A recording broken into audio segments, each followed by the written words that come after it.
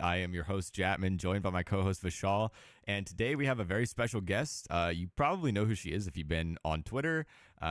She, has some feet in different content spheres. So we just wanted to sit her down and talk with her today. We have Elle Taylor with us today.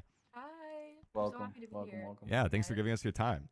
So firstly, I wouldn't say that you're necessarily known for being in the Fortnite scene, but you have some ties to it for sure. I definitely came up in the Fortnite scene. I wouldn't say that that's necessarily what I'm known for, but I Sure. definitely I created all my networks and grew from originally being a Fortnite creator. Absolutely, yeah. Yeah. So when did that kind of transition out of that happen for you? Do you still have like heavy ties? Do you still keep a lot of those like connections and relationships?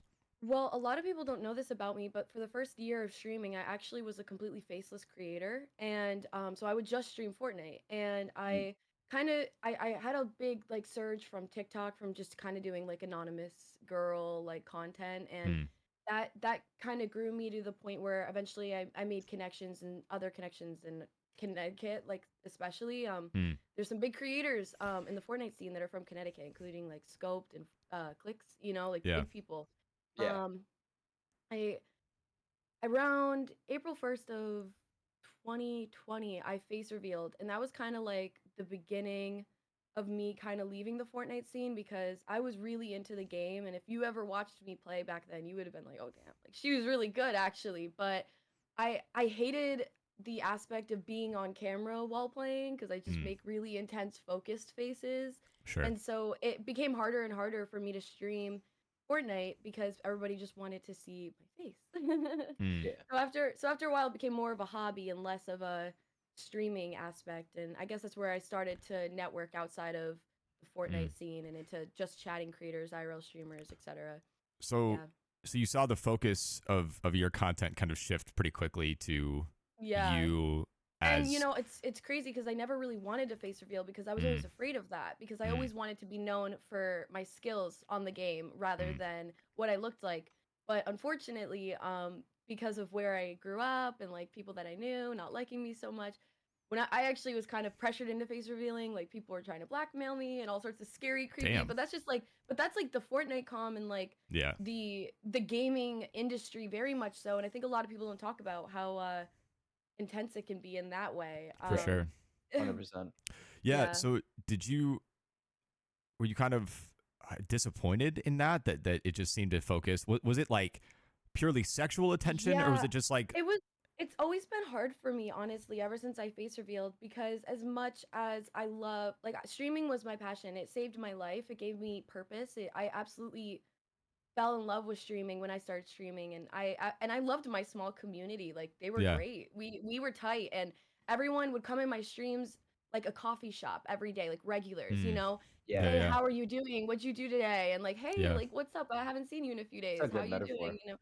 Yeah. Very very social and about, you and your personality. Sometimes I would put a random YouTube like trippy video on and have 40 viewers, and we would just sit there and talk about all sorts of topics like we're doing Sure. right now. Sure. But as soon as I mean, at first when I face revealed, it wasn't overly sexualized because I was still 17. Mm. Or I was 16. I was 16. Okay. Um, but as it progressed, it got, you know, more, and I think it was 2021 actually I face revealed. But no, it as it progressed, it definitely became more and more just about my Yeah. looks and it definitely did make me uncomfortable in ways Sure. because I personally always enjoyed the community aspect of streaming, but I never did it to become popular. Mm. I think a lot of people, they maybe want to stream because of the money and because of the Yeah. fame or clout that you might be able to get from doing it, but that wasn't really my intention. I just found that the gaming community was something that I really loved, and I was Mm. a part of a small streamers community for a while, and I was like, I really want this for myself. I really want to have my own crew of friends, and Yeah. I actually really struggle with being in like having everything out there and like Mm. being online, like chronically Yeah. online. And that's why Yeah. if you go through like my history, you'll see that there's a lot of few month periods where I just disappear, and it's because Yeah. it's been super overwhelming and hard for me, honestly, to I Yeah. get that. go from being faceless and having this small community until like late December 2021, early 2022 is when I had a huge surge, Mm. and that changed my community forever, you know? Do you think like did you feel a palpable change in like your interactions with other streamers and like people in the community after people You knew know, what you looked like? yeah. You know, some people, because I had already been posting like kind of like outfit pics, a lot of people had a lot of theories of how I looked and stuff like that. So Mm. when I first face revealed, there was some negative, like, oh wow, like she's so mid, she's so ugly, she's, Mm. and which is like hard, you know, like because obviously, you know, you're not even sure if you want to put your face out there. And then Yeah. there was, you know, of course the people that are like, oh my gosh, you're so pretty, like, I love your smile, I love your eyes, I love these things, you know. And then there's those people who are like, wow, like you should have just stayed, you know, hidden. And I'm Yeah. like, damn, Yeah. you know.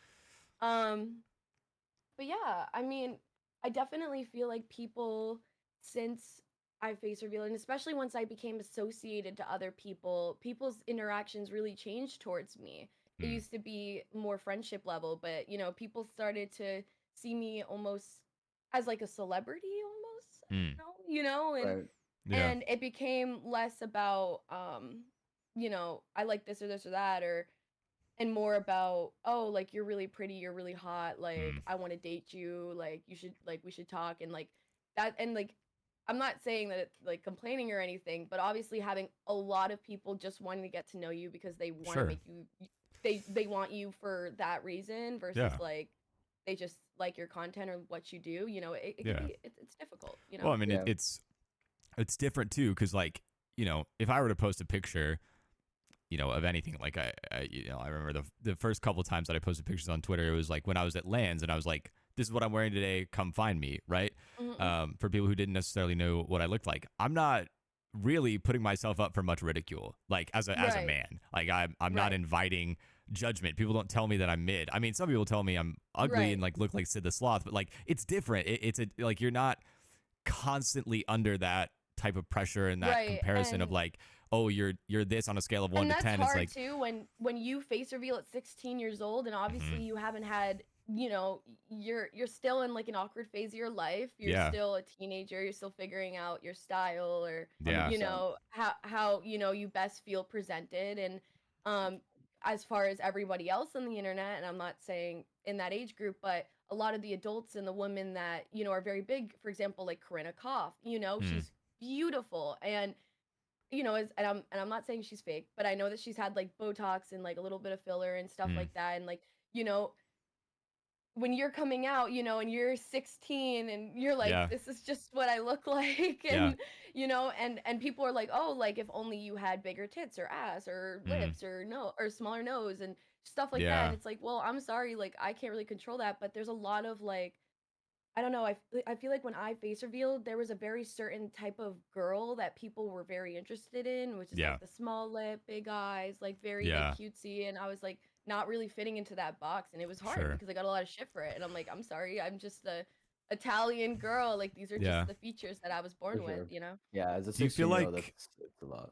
Yeah. do you feel like the gaming scene? Because I've always had this theory that Mhm. the gaming scene more specifically attracts or just kind of by nature of what it is, like it has more of those guys and young boys who haven't really had a lot of female interaction. They haven't, you know, Absolutely. like do you And think that but I it's just worse than like the IRL it's space or like the not, other? but I feel like it's not that they haven't had a lot of, I mean, they definitely probably haven't had a lot of female interaction because I feel like their expectations of women are Yeah. unrealistic because Mm, they're chronically online. mm, And if you're chronically online, if you're on Instagram, like most of those girls have edited their photos. Part of mm, the reason I never post on Instagram is because I don't edit my photos, and half the time I'm like, okay, that's a good photo, but is it postable? You know, mm. because everyone on Instagram is, you know, the smooth filters, you know, Yeah. Facetune, fixing their Yeah. bodies, you know. I think a lot of guys have, and you know, the thing is too, is they don't edit a whole lot either. Like I've seen girls who do it and they just make little tweaks, and Yeah. It's enough it to be makes the, believable. Like it's but not it makes the obvious, but biggest Yeah. yeah. difference. It makes Yeah. the biggest difference to making the photo look perfect, you know, Hmm. versus maybe they have some blemishes or they have some cellulite or stuff like that, you know. And I Mm, think a lot of guys, you know, have this unreal, especially if they're chronically online and in this like gaming industry and they're younger, then yeah, they really don't have like realistic expectations of Hmm. young women, especially, like 16 to 20 when we're still Yeah. figuring our shits out, and they expect us to look like women who are past their, past Sure. 20, past 21, and have Yeah. really had a lot of time to figure it out. And I think Yeah. it's part of the reason why girls feel so pressured to wear makeup and look Hmm. older and stuff like that, because of those Yeah. unrealistic standards. Yeah. Yeah.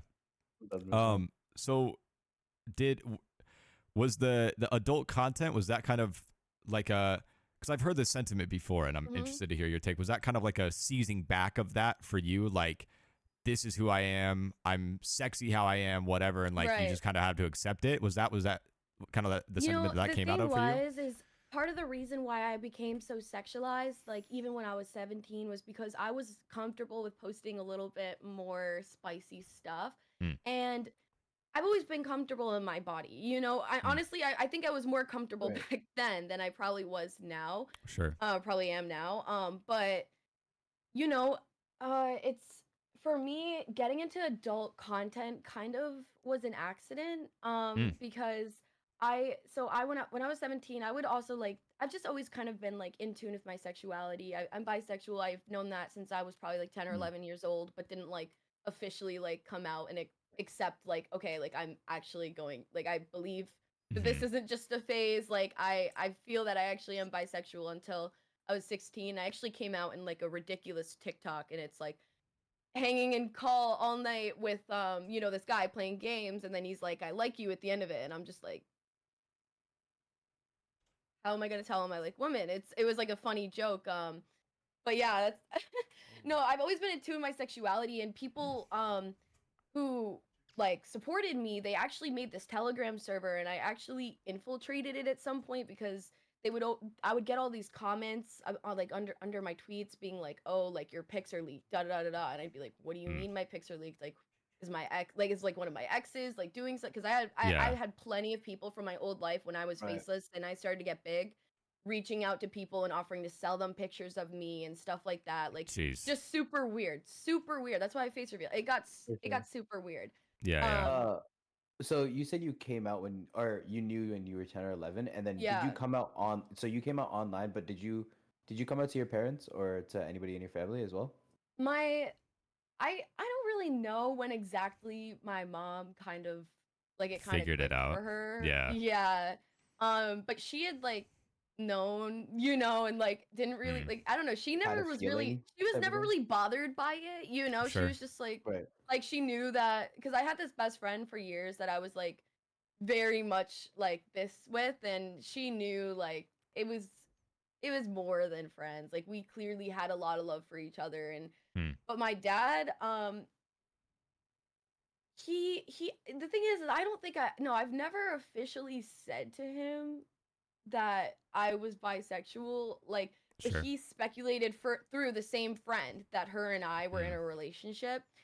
And after some time I just kind of said to him like, yeah, like her and I like are like ride or dies, like we probably will get married one day. And he was Sure. just like, what? Like he was just shocked. Like I don't know, but I mean, I didn't want to tell my dad until I was like living out of his house because he's Hmm. just a really annoying person. And he's I wouldn't say he's homophobic, but he's said and done things that, aren't so, gay friendly. I And Right. Yeah, I don't know if it's always homophobia so much as just it's so it's new kind and, of and like, But unknown for them. I mean, it, like especially that yeah, generation, they like just, their traditions and it wasn't values as well. around for them. It wasn't Yeah. just Yeah. normalized. It like wasn't out there. untraditional. And Yeah. he's from For sure. Brooklyn, New York too. Like my mom's from Mm. Connecticut, but my dad's from Brooklyn, New York. So he's, like Yeah. full like New Yorker, like Yeah. grew up Yeah. in a really bad neighborhood, like very Sure. like hard, has been stabbed and all sorts of crazy stuff when he Yeah. was a kid. And so, being gay or something, Yeah. even in New York nowadays, is Mm. like, Just wasn't thought mm-mm, of. Yeah. Yeah. Yeah. I mean, nah. because I found that especially when it's parents that, it's their kid, all of a sudden, Right. like, their views will kind of shift, and usually there's like a negative response at the beginning, and then they kind of become accustomed to it, and they like let the love that they have for their kid kind of overcome that that bias that's more been instilled in them than I think is like part of them. I think it's more just like Right. a culture that they learned, as opposed to, you know, this is actually what they believe, and they're so uncomfortable trying to step out of that it takes something as Right. radical as like loving your kid enough to go, oh shit, maybe I was wrong or I was taught wrong or Right. whatever. But I mean, I'm very lucky because he never really like ever got the opportunity to like shit on me for it. I think mm, once or twice he said something to me like maybe like in a fight, and I mm, was like Mm. whatever. yeah, He just says things when he's mad and I just know him, but mm, no, Yeah. I mean, I think I was pretty fortunate in the way that like both of my parents are kind of very nonchalant about like just do your own thing. Like they also, sure, I think they just know with me, like, because at 15 years old, I started streaming and I was like, I'm going to do this. And when I was 10 years old, actually, I was really into gaming growing up. And mm, when I was 10 years old, I wrote my mom a letter saying that I wanted to drop out of school and I wanted to pursue YouTube and gaming. wow, Sounds like And it. yeah, and my parents were like, "What the fuck is wrong with you? No, you're 10 yeah, years sure, old. sure, You're gonna finish school and yeah, then we'll talk." yeah, But by 15, like I had quit gaming, like I went to middle school and I was still in the gaming world and I was so bullied because I would make like little YouTube videos and stuff and mm, I just enjoyed it. It was always something yeah, I enjoyed. But people in my school were so I actually like packed up the computer and like gave it to my parents and like quit wow, up until Damn. sophomore year. My dad got an Xbox and I was talking to this guy and he really liked Fortnite and mm, I didn't really know and he was hard to talk to like in person, so I like mm, started playing Fortnite with him to yeah, like yeah, to like try to get the ball rolling and mm, Right. then COVID hit and we were yeah, dating and so we would play we'd play Fortnite a lot to mm, like kind of spend time together and yeah, then we broke up, but after that I still kind of was like I fell back into it. I was like, "Oh god, like I Right. love this gaming." And he put me on to watching streamers on Twitch and I fell down the whole Twitch rabbit hole and that's yeah, kind of how I got into it myself, but yeah, I For sure. always was obsessed with gaming. I always was really passionate about it. And my yeah, parents knew like at that point when I got into it when I was 15, I think they just knew because it had already been a phase of my life. They were like, mm, this is something that matters so much to her. Like, this literally just brought her mm, out of her deepest depression. And she's working because when I first started streaming, I would stream 8+ hours a day. I would do a 24 yeah, hour stream once a week. I was jeez, grinding because I loved it. Damn. yeah, I yeah. was beyond passionate about streaming. I was beyond It passionate about it's an getting there. addiction for sure. Like Yeah. when you find Yeah. it, Yeah. you're just like, oh yeah, like I want to do Oh, I this was Especially at every the so start. second of addicted. Especially every at the hour of every start. day. Yeah. Yeah, Yeah. I was so hooked. yeah, And when you're small like that too, you really don't care about how hmm, many viewers are there, da da da da. You just want to yeah, like outdo yourself. And 100%. yeah, that's where I was at. And I think they just, I mean, It was fun throwing shit at the wall and seeing if it worked. yeah. right, Like with streaming. So right. is gaming still a big thing for you? Like, do you do that in your free time? Because it's not really the main focus of your content anymore. Yeah, no, these days I kind of leave the gaming more off stream. I Yeah. do a lot of it, with my friends. People I came up on Twitch and people are very estranged to like maybe my newer content or like me Mm, being a little bit more sexy and stuff because like I said, I started when I was 15. I started faceless and mm, those are the type of people that joined me on my journey on Twitch and now I'm a very different person than when I first started, at least in the public eye. sure. And so usually I don't really stream. If I do stream gaming, I will be like I stream it on Twitch because that's like more so right, but it's just it's weird because people are strange to like all the new content that I do and Mm, but I do game with my friends in my free time, mm. just for shits and giggles, like, maybe take a Sure. little bong rip and Yeah. have a good time. So is the content that you do, like, you know, on Kick, and then also like your adult content, is that Yeah. just a money thing, or is there a part of that that like fuels So you and you enjoy it too, I'll go or into kind of how I fell into it. So people had a Telegram, going back to what I was saying before, people had yeah? made this Telegram and I'd infiltrated it. What And when I exactly is turned Telegram? 18, I'm not 100%. Telegram is kind of Ooh. like Kick, like the old The Kick, you old know what I'm KIK. saying? Okay, okay, yeah, Yeah. yeah.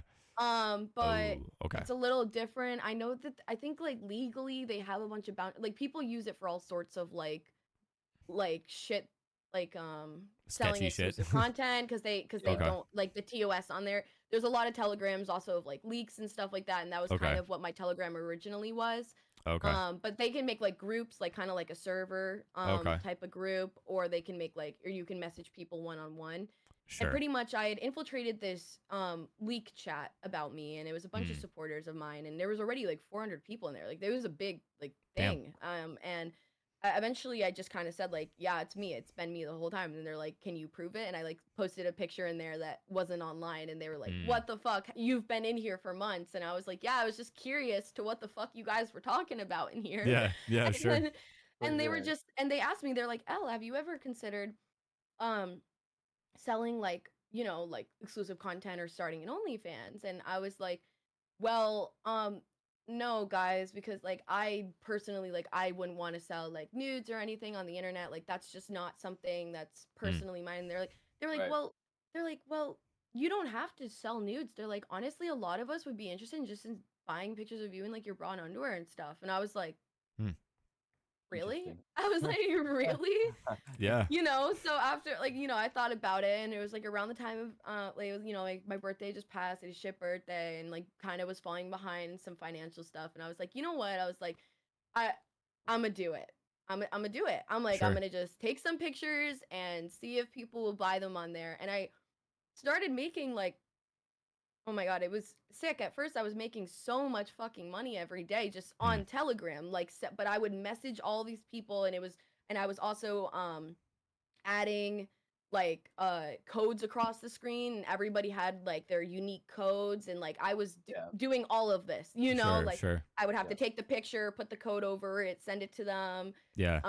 And I was doing these orders all day for like a few days, and after a while it started to really grow to the point where I was like, people were saying like, you should really just do it, get an OnlyFans, for the payment methods will be easier. And then Mm. they were saying, it would be easier on you. And I was starting to get, kind of caught up, because this was, starting to become a thing. And I was answering, between 20 to 50 people every day, Yeah. like Yeah. about this.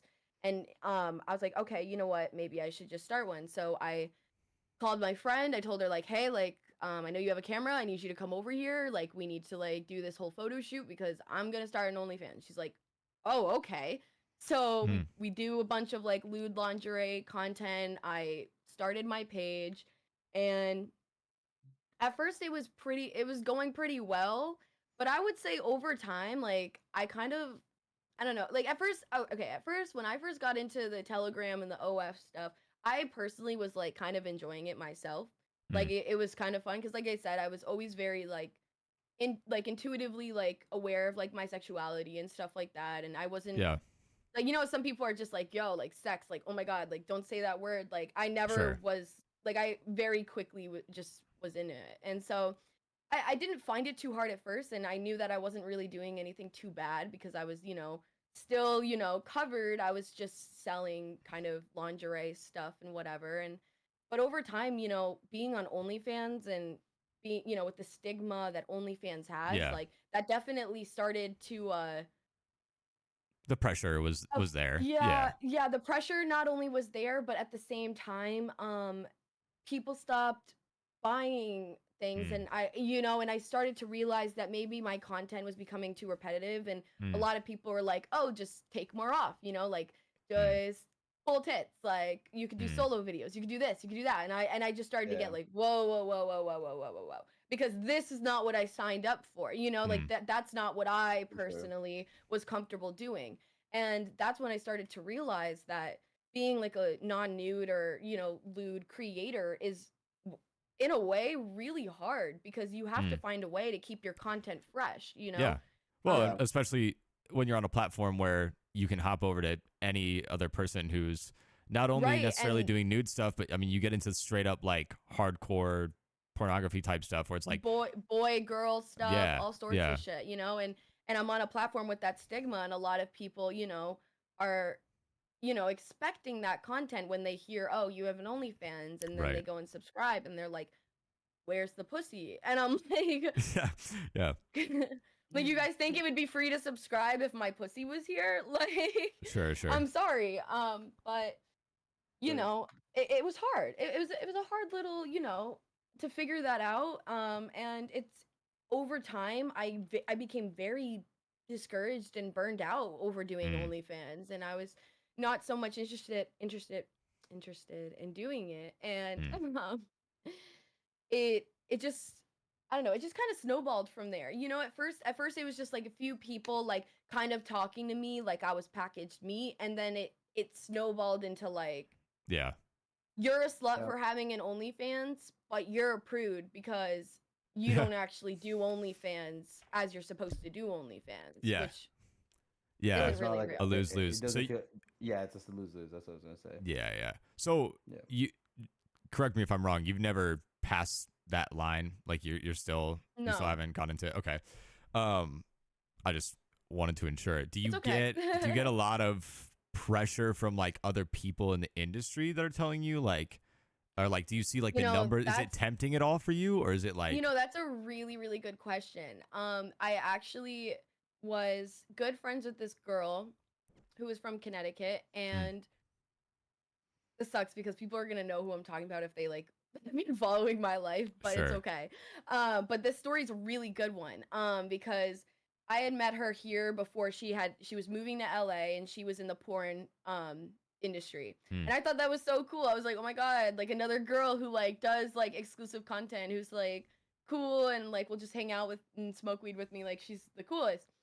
She came back and she was like, "Hey, like I talked to," and at this point I had already started my OnlyFans and everything. hmm And she was like, "Hey, like, I live in this agency house in California." And she's like, "And if you want to book flights," she's like, "I talked to my agent. He said that he'd be willing to like consider you to your agency. Like, you could come out and like come mm, and see, meet him, see if you like the agency and like, and I was like, "Oh my God, this is crazy. Like, I'm actually Yeah. like getting like a huge opportunity here to go to LA and like mm, join this agency, and like this is gonna change, how I sure. do content completely." And For I sure. knew it would.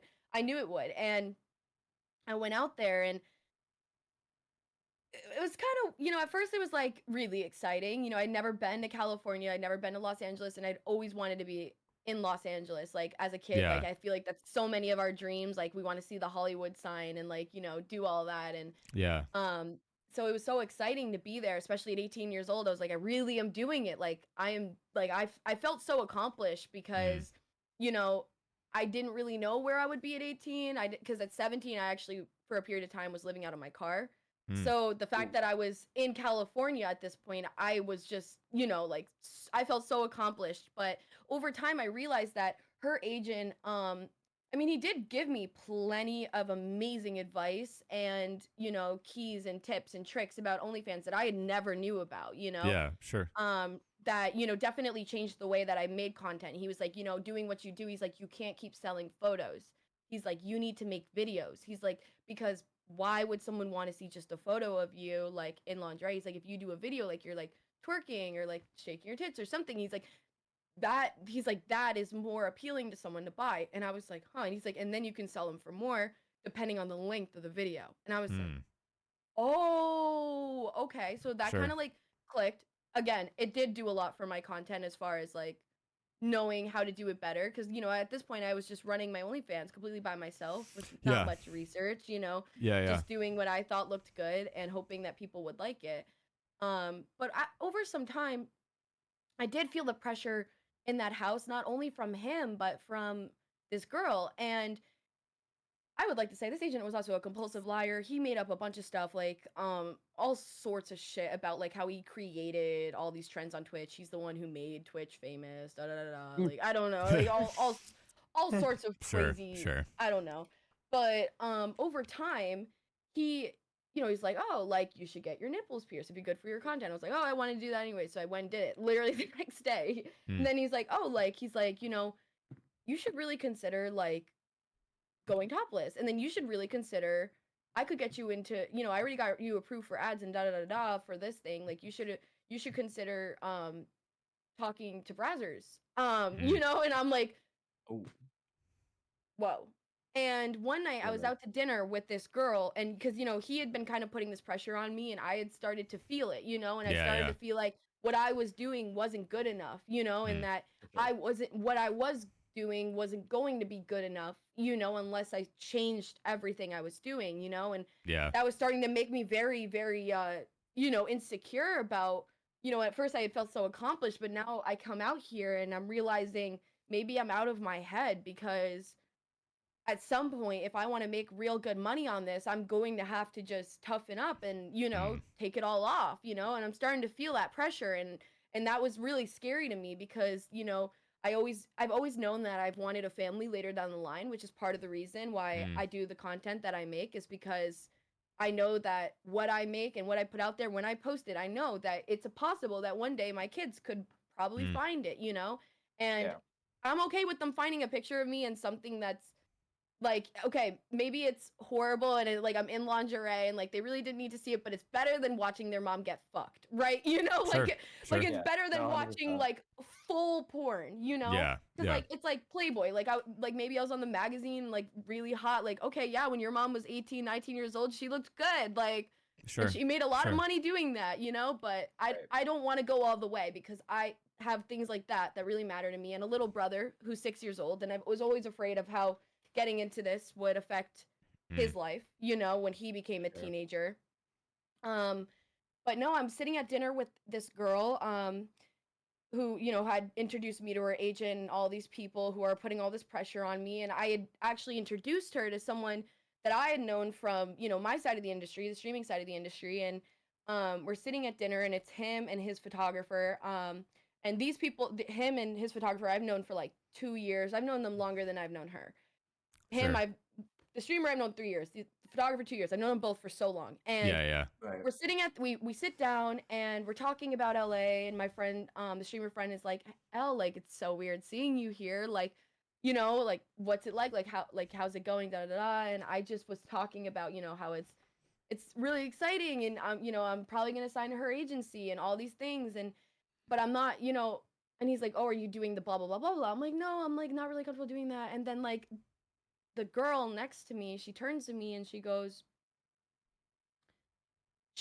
so you really don't ever expect to step up your content in that way? And I was like, Damn. I mean, I don't want to. And she goes, then respectfully, I don't even know why the fuck you're here.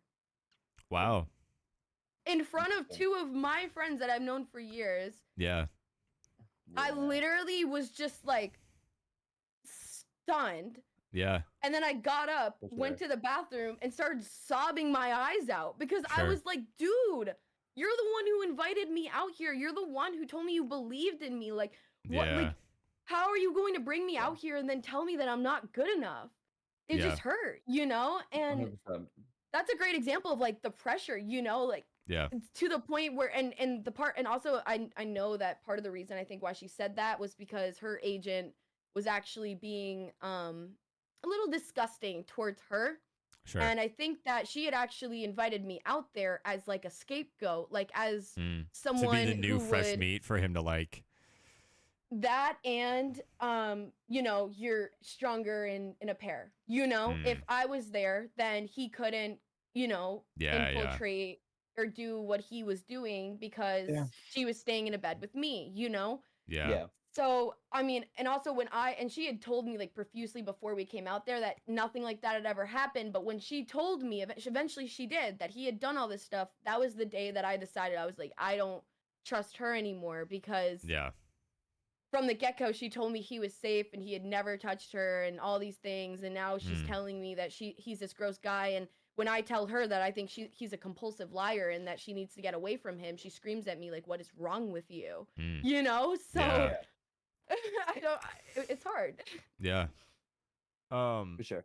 So how, you kind of talked about, I like the way you said like your side of the industry versus hers, like, because Yeah. obviously streaming and that world have become very interconnected. You see a Yeah, lot they of girls definitely now, do like, go hand in hand, but they Mhm. are still 2 separate industries. For you know? sure. Yeah. Okay, my hair. All good, all good. Get out of my lip gloss. But I just kind of want to like, do you think that came from like a financial, because I think that's why a lot of girls, at least the ones that I've seen that are more like You know- streamers first, that kind of get into that. They're like, I want the financial stability and freedom that I provides. I will say, I think part of the reason why a lot of streamer girls get into the exclusive content is because honestly, getting paid as a streamer can be extremely hard. And I know Mm-hmm. that's for everyone. That goes Yeah. for boys and girls. I'm sorry, I really gotta fix this. This is driving me You're chilling. insane. I'm gonna throw it like 4 or 5 times. Um, no, but it's really hard to make money whether you're a boy or a girl in the streaming world. It's Yeah. really, really tough. But I honestly think, especially in the last 2 years, ever since they coined the word simp, Mm. oh my god, people do not realize how badly the simp movement affected women streamers. Mm.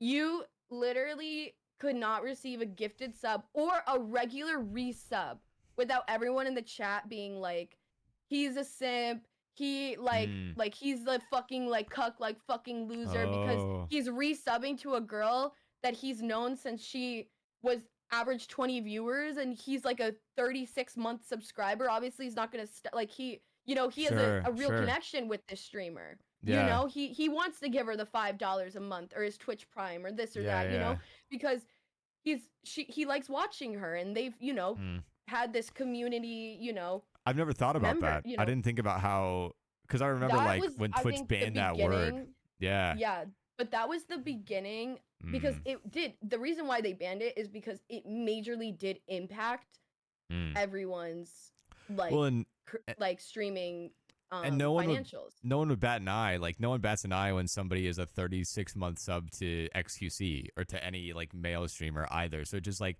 it Exactly. it's funny because the guys who are like calling that out are admitting to some degree that the only reason they would sub to a female streamer is because they're over sexualizing her. And they're assuming that that's the same, that's that But person's I think motivation. that was the beginning. Also, I mean, that was the beginning of, that kind of is supporting women.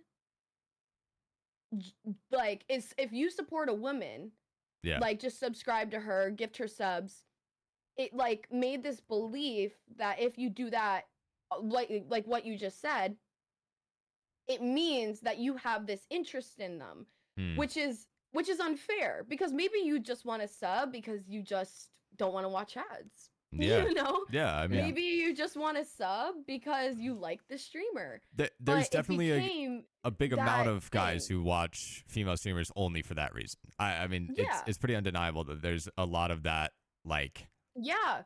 community, But, but the it's concept that if you Yeah. sub to a woman, it's, because automatically like, yeah, because you have sexual interest or whatever. Yeah. or because you're a simp, or Yeah. because you Yeah. you can't just support someone to support them. And I mean, that was like the beginning, I think, of making streaming as a woman harder. Like, because Mm. I will say in the last Mm. 5 years, I have, or the last 3 years of me being in the streaming world, I have seen it get worse and worse and worse. And part of it It's a is day by when day we thing. and part of it was when we took literally 5 steps back in feminism, and Andrew Tate blew the fuck up. And I'm not a feminist. I'm not. But I honestly, for the most part, like when Andrew Tate was blowing up, I honestly thought he was based in a lot of ways. But the misogyny movement that's currently still a trend, to belittle women, to make a mockery of them, to to be like, all these girls want are money, clout, this, that, like, Yeah. you're nothing if your body counts over 5. This whole like movement that we're on now, I think also makes it really hard to stream as a woman, because it's hard to be a gamer, as a woman. First of all, that's hard. That's for sure. That's hard to get a good viewership, a good fan base over just being a gamer is hard. If you're like Somerset, or you're like Plu, these big strictly gamer, creators, Yeah. and you got lucky like that, where you average 1,000 to 2,000 viewers just playing the game, then you have won. Yeah. But it's still hard. It's still hard. I'm not saying it's not. It's easy. But Yeah. I mean, is, they get that is the best constantly position to harassed be and in. like all that stuff too. I mean, they feel Right. those same. I mean, They I do remember get that. harassed, absolutely. Yeah, I remember that And still Somerset clip. sexualized and Yeah. treated horribly and disgustingly, even though they are just Yeah. gamers. That's all they do. I remember Lulu Lovely, who's a big like Apex Yeah. streamer, doesn't do any, you know, content like that. She just plays Right. the game, and she's really good. I mean, she's really good, Right. undeniably. Yeah. There was this whole, I remember this whole clip of her in a post like where she found this entire subreddit dedicated to like, you know, jerk off tributes and like all that crazy stuff to her. Right. And she was like, this is proof that it doesn't matter how far you do or don't go, you will get sexualized no matter what as a female on the internet. Yeah. And that was really eye-opening to me. I mean, Yeah. obviously, like I knew that, like like it's not, and I've always said it like this, whether wherever you lie morally on, you know, porn or adult content or whatever, whether you think it's a sin or wrong or whatever, Right. is like they're still people at the end of the day. And that's like, you like, whether you disagree with that personally, they don't deserve harassment, they don't deserve any of that stuff. Like Right. it's just gonna, like, you can have your own personal beliefs, but if you can't really force anyone else to live their life in a specific way. Mhm. And I don't know, it's just it was eye-opening to me to go, yeah, like You people know, are and another great example of a girl like that who just does gaming and still gets so much like horrible shit is Somerset, because yeah, I mean, yes, she is sexualized a lot, but I want to bring up something that's completely like something that I've seen her get a lot of shit for that Mm. a guy would probably never get shit for as a streamer. And one of it is that she's very strongly, I think she's Christian. I know Yeah. she's very strongly religious though. yeah, And people like to make a mockery of her online because she's strongly, you know, Yeah. religious, like very strong in her religious Yeah. beliefs. yeah, Whereas there's plenty of guys who are like not just very, you know, strongly believe in religion, but like to the point where they like, you know, like they get toxic about it and they, you Yeah. know, say horrible things Yeah. to other people. And Yeah. you yeah, don't see those people ever get shit. But the Yeah. fact that she's Christian and she wants to wait to have sex till marriage, like that's like a topic that I've seen on fucking Twitter. Like yeah, belittling her, saying she's horrible and gross and Mhm. weird and nerdy and stupid and all these things, when a guy would never get that shit. And then again, Yeah. the, you know, I think the double standard to that too is that now, you know, with the movement now, like waiting for marriage is probably an ideal thing, but still people will look down on it. You know, Yeah, yeah. it's just confusing. Yeah. yeah, It's very confusing. yeah. It's No, very I mean, it confusing. is, and it speaks to that again of just like, um, I've always said it as, I don't blame the women who take advantage of the system being the way it is. I blame the system for being the way that it is, and it really is. It's not the women. You know, it's, that's a really good way to put it. I don't think anybody's ever said it like that either. it's the guys who perpetuate that. Like, you know, all these guys complaining, oh, you know, women can just go live and have tits and get viewers. It's like, yeah, because people like you, guys like you, see any woman on any platform and go watch because you just want to gawk at it because you can't get it in real life, or because, you know, like, Right. because you're so Yeah. parasocial, like Right. that's, you know, you're trying to, I mean, you know, they're the ones that only view women as sexual objects, and then they complain that women are being viewed as sexual objects. It's like, you are Right. contributing to this issue. You're the reason the problem is what it is. And that, like, I mean, I was a youth pastor for 3 years, and I know that, like, Mhm. this is something I talk to, like, especially young boys. That was like my big, you know, middle school, early high school, like 13, Right. 15, whatever. Was like, you know, when they talked about girls this way, it was okay, but you have to think about how you're viewing them, because you're putting a filter on that they are always a sexual object. They're always dressing for you, how you know, how they want to look for you, or they're everything Mhm. they're doing is for the male gaze. And that's Mhm. just if you take that filter away and you start to go, oh shit, that's a person, just like I'm a Yeah. person, and like that's, you know, being a woman doesn't change our instincts, Right. behaviors, our desires to do Yeah. things. Like they're like, really, it's like when they actually realize that they're equally as much of a person as them being a male, like I see that kind of start to crumble. But in the Right. gaming world, they're so safe from that. They can stay behind a screen. Right. They can perpetuate that belief of like, oh, women aren't people, they're just And objects they for can me be to look horrible at. to women without any consequence Right. at all. Which is Because why I think being horrible to women online is cool. yeah. Well, Apparently. It's No, shown but as right cool now, by right other, now, yeah. I'm not saying it is cool, but yeah, Yeah. you know, something, you see a message about a girl on Dextero, and you know the whole comment section Yeah. is It's gonna go making her crazy. this biggest Yeah. joke and people laughing at these jokes and Yeah. going in further with the jokes. That's, you Yeah. know, in the Yeah. internet, whereas in real life, if you were to like blatantly disrespect someone's woman, like you could probably get fucking punched, you know? Yeah. You Yeah. can't. Probably. Or if you're just at for example, like I was at a club and there was a guy walking around being a piece of shit, he got thrown the fuck out of the club. You Yeah. know, like Yeah. you can't be that way Yeah. in real life. And I think a lot of people who are chronically online in that gaming Yeah. industry, Yeah. they have a hard time seeing the content, what they see online, Mhm. and how people, you know, interact on a stream versus like reality. Yeah. It's like Just there's being- Well, yeah. because that is is a a big reality. gray area for them. No, It's I mean, just, that's it's a big, yeah. it's they don't see Yeah. how it's two different things and how Because the a reality lot of is the stuff on online the world. internet. I Yeah. mean, it's like, you know, these people who make their entire life behind a screen, you know, I mean, Right. we've had this conversation about stuff like clout, stuff like, I mean, even like you hear like, you know, Fortnite kids especially talk about like, oh, earnings check or like whatever, where it's like Yeah. literally the entire way that they measure social value and all of that stuff is through some Yeah, kind of is- online metric, you know. It's like, And what have you accomplished online? no, yeah. Yeah. So, but it's like their reality really is online first, and then the real world is some distraction or second layer below that for these people. And that's like, Right. you have to realize what is real and what isn't, and like you have to kind of take yourself out of that. And that's, I think, a failure of this generation. Is like, yeah, the Right. internet is great, it provides awesome things. Like, you know, if it weren't for the internet, we wouldn't be able to do this podcast because we're all three in Right. different cities and states, and like that's an Right. awesome thing. It you know, it's just like phones. Like you hear boomers say like, oh, phones were made to bring people together and now they're tearing people even further apart. And I think the internet is kind of the same way. It was made to Yeah. bring together people and bring community and connect people that aren't able to and, physically and, meet. and be able to give you access to everything wherever, Right. you know, information and but you know, we've just turned it into a fucking Sometimes it's just being used for the wrong purposes. Absolutely. and No, Not it, sometimes it's most of the time now. yeah. Yeah. Well, and especially in our Broadly speaking. industries. I mean, I think that's the This- thing is Our these people industry are and this generation are so disappointed with the reality, or they just can't accept it, so they make this world for themselves. I mean, you know, like I hear a lot of comparisons that like I don't know if you've seen Ready Player One, but it's like, you know, like everyone Yeah. basically living in VR and like living in this Yeah. world that doesn't exist because they hate the reality outside. Like we're right. heading more and more towards that all the time. No, we That's really like what are. the internet That's is. actually in that movie. I remember being so captivated by it because I'm like, Mhm.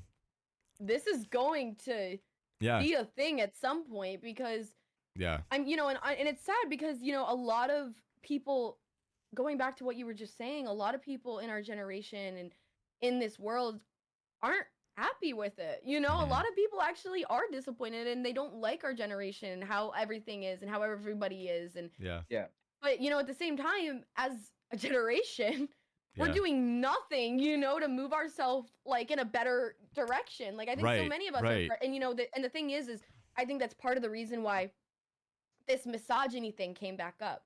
Mm. It's because people hate the dating scene of, you know, Yeah. of this century. Yeah. And Yeah. it's easy for us to blame the other gender, you know, Yeah. and because you know, Oh, as far as, you know, the whole, oh, women are so sluts and, you know, Yep. that's the problem these days. Women don't, you know, Yep. understand appreciation or being with one person, da da da. It's Yep. the same thing for men, you know, and all of us women are like, oh, we hate men. All these Yep. men Kill think all that, men. Yeah, that- it does. It right, goes like both that, ways. that Yeah. all the that they can have us, but that they can go and fuck a bunch of other people while they have us, and then they expect us to stay Yep. and be good. Like, you know, I have this it's- conversation 50 times a week, it feels like, Yeah. especially with guys, because Yeah. they're like, oh, I want a girl with a lower than X body count and I want her to act this way and whatever.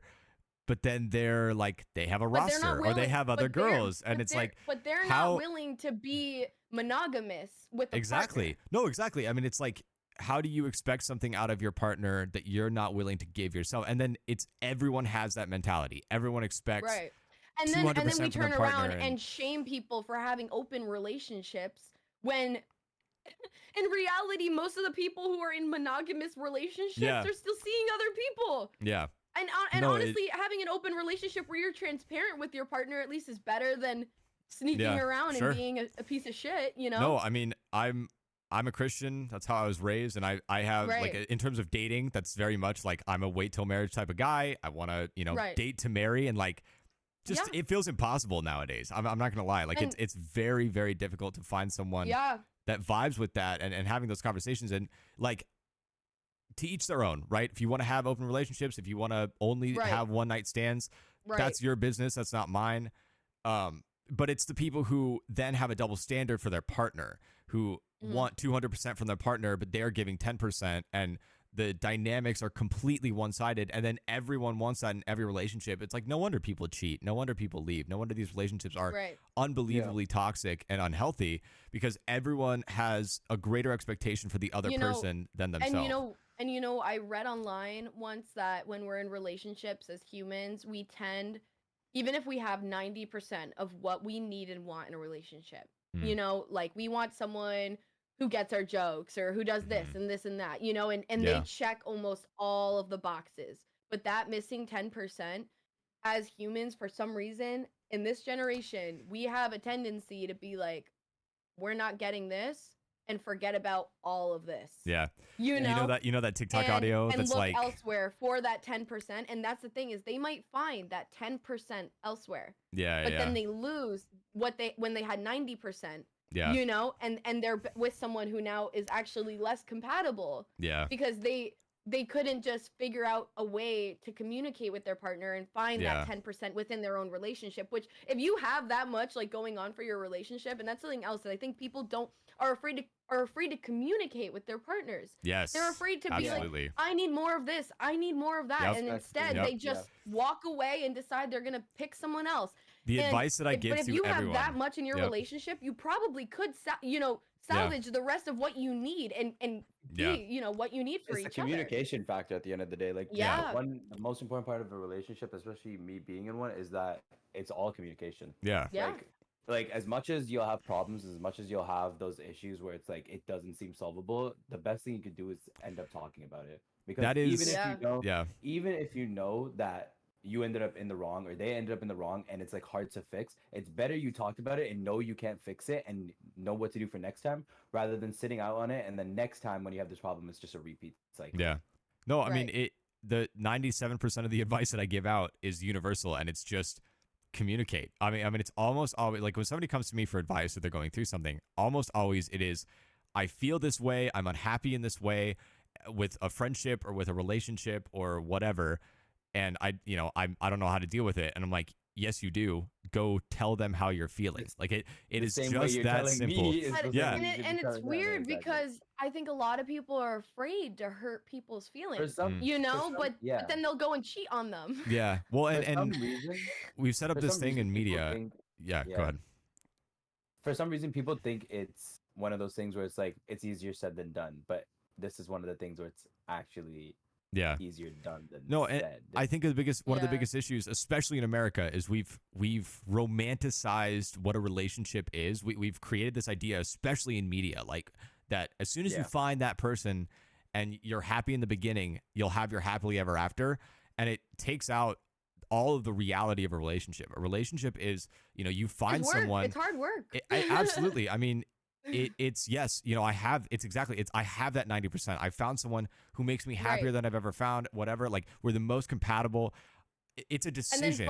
And then fighting for that. I think a lot of people, they get discouraged by that missing 10%, that missing piece. And they're like, okay, we don't have it. We lost our spark, or we don't, and the honeymoon phase. Is if you want your dream relationship, both of you guys, number one, are going to have to put effort in, but you're also going to have to fight for it when you guys have these arguments or these difficulties. Because as humans, we're constantly growing, changing, and dealing with all sorts of stressors and, external stuff, regardless of the relationship. And never mind if, the relationship gets complicated in different ways, but you have to find a way to, tackle that and conquer it together. Because if you don't work together, then you're right. You're not going to end up being together. You guys are just going to end up. You'll never have a perfect relationship. You're imperfect people. So there's never going to be a perfect. It's choosing. And like, I remember when my parents put it to me this way, right? Like the honeymoon phase wears off. I mean, psychologists say it's anywhere from 3 months to 2 years. So like, some people's relationships don't even last near that long. I would say the average relationship now is maybe even less than 3 months. But you think Yeah. about this idea Yeah. of like, it's compromise, it's change. You're going, I'm aware that I'm imperfect. You're aware that you're imperfect. We're going to communicate and work those things out and learn how to be perfect for each other, in the Right. long run. It's I'm going to wake up and I'm going to choose to love you. I mean, that's Right. the beauty of the marriage thing to me, is like when you're saying those vows, you're vowing to choose that. It regardless of how you feel that morning. Like there will be days when you wake up and you're angry or you're upset or Yeah. they're not the most attractive to you, but it's like you're choosing. You said in that marriage ceremony, you said, I am choosing to love you for the rest of my life. I'm going to wake up and choose to Right. do that. And it's when you give that effort forward, and and communication is a massive part of that, because they can't know what they need to do better or what you need from them if you don't communicate it. But that whole idea is just gone on our generation. It's like, if it's not Yeah, and perfect I feel right like now, something it's else never going to be. about the wedding vow that you were saying is through sickness and health, right? Hmm. A lot of people want to believe that they can go into a relationship and okay, and this is something else, is so many people in this generation, the generation above us, everyone in this social media era, a lot of people, and I would say almost most people, struggle of some sort of mental condition, whether it's, Hmm. anxiety or ADHD or depression or, something more Yeah. severe like a personality disorder. Yeah. And I think a lot of people like find out that their partner has like one thing wrong with them and they're like, but the Yeah. thing is that all of us have these issues, whether it's a mental, an actual Yeah. diagnosed issue, or we just have really bad outbursts or temper Yeah. sometimes, or Yeah. get really emotionally upset over certain things related to family or this or Right. that, Right. They Um, consider those things red flags for some reason. right, Like exactly. Yeah. And instant red flags. but the thing is as humans, we all have things that we struggle with, and you can't just, if you, it's the line, if you're not going to be here for me at my worst, you don't deserve me at my best, Yeah. Yeah. Yeah. because Exactly. it takes, like how, you're gonna go through stuff too. I might be Yeah. going through it right now and you might not want to deal with it, but one time you're gonna be going through it, I'm not gonna want to deal with it either. But Yeah. at the end of the day, being in a relationship with someone, or being, someone's partner, that's, something accept that you're going to have to do, be Yeah. You made responsible like a and be there for commitment them. in that. Yeah. Yeah. Yeah, Yeah. because that's, you guys are going to go through hard things in life, even if you have an amazing 2 honeymoon years, and you Yeah. guys don't have fights and you don't have really bad issues, but then maybe you get married and then something happens, Yeah. externally to life. And that's something else, is even if you can have a perfect relationship, life itself is not perfect. It'll Yeah. constantly just throw rocks and boulders at you when Yeah. Yeah. you're least expecting it. Yeah. Maybe you guys totaled your only car and now you guys both can't go to work, and now things are, heating up, but you Mhm. got to be able to, get together in those bad times, whether one of you guys is struggling or both of Yeah. you guys are going through something. If you can't help just the other person, how can you guys get together and fight something like that? I think It's so hard. much of that, and so much of what you're saying and what we've all been talking about, is this idea that our generation has of like, um, we don't understand delayed gratification at all. Like, Right. we cannot have any amount of future sight, in our lives. Like, and I see Right. this so much, especially like with younger I think that we streamers. do just stay in the moment. We don't Yeah. think about Yeah. maybe I'm 2 or gonna 3 make this months. decision now, Yeah. and Yeah. consequences be damned, whatever they are. That we just don't even Right. think about how that decision is going to affect us or other people or future us, like in Right. a different time. And I think like when it comes to relationships, Maybe like, oh, even the first, sabotaging yourself at yeah, some points. it's like, Yeah. oh, first sign of trouble, I'm gone. Like, instead of Right. what, okay, but or oh, I'm mad. Like, I see this so much. There's like some kind of fight, a disagreement, somebody upsets somebody, and their first instinct is, okay, I'm gonna get revenge now. And it's like, well, Right. wait, chill. Like, if you go out and say something in return, or you do something to get back at them or whatever, then you are burning that bridge. You're saying that relationship's going to be done. And I see so many friendships and relationships end like that, especially in the streaming world, where it's like, oh, someone Yeah, said I'm one not gonna thing, and like, lie. I've had a few streamers try and over like one little scrap or one little argument that was yeah, private, try to turn around and make it a whole public thing, and yep, it's like It ruins it. you can't undo that. You yeah, can't undo that yep, because now thousands of people have these preconceptions or beliefs about your friend or yep, whatever, because you decided that you wanted to be a piece of shit Yep, because you were mad in the moment. and Because a temporary yeah, emotion, in you the allowed that moment, to become a permanent thing. Yeah. No, and yeah, it frustrates me too, especially in this industry, because I know and I watch. I'm like, if I had sat these people down in a private room for 5 minutes, I knew that this would like blow over. Like if they had just everyone like took a second, put their egos aside, and like talked it out, I know that 98% of the problems that exist in this industry wouldn't exist. But I right. see these like small things become, And big enders and personalities, egos, and stuff that clash, and that's the problem. That's something else. yeah, Is people won't put their ego aside and maybe accept that what they did was kind of disrespectful, or that Yep. or sure, that they had been being disrespectful, and this other streamer's finally calling them out on it. And yeah, they're like, whatever, I don't want to fucking hear it. I didn't do any of yeah. that. You know what I mean? It's just Yeah. No, I mean, I've it's found this hard. in my friendships in the modern day too, is that nobody really wants to change for anyone else and to have any successful relationship. Like, I'm not saying change who you are as a person to change your personality, but it's like there are certain behaviors, there are certain things. Like, Right. I have to have those really hard, like, especially as someone with trauma, like, my Yeah. triggers, those are things that, like, they're deal breakers. Like, if you do things where it's like, hey, you triggered me, I now every time like this situation comes up, I'm Right. going to have like an And I think anxiety there's attack. things like that people like that is a completely valid deal breaker. If you Hmm. can't handle me, like, or if you do something that triggers me and you keep doing it and you don't understand, that's Yeah. upsetting to me, and that Yeah. that takes a toll on me, Yeah. then we can't maintain a relationship, and that's Right. friendship or relationship Right. wise. And I Yeah. think something else, it's like going back to kind of the relationship subject. So many people find stupid, silly red flags to leave relationships for, but I honestly think, back to the communication thing, the only thing that is immediately like a deal breaker is if you guys can't communicate properly. You know what I'm Yep. saying? Like, you have a fight or an argument within the first week or 2 weeks, and you guys can never, Yeah. like, find a middle ground or understand each other, and you guys Yeah. just keep going back and forth about it.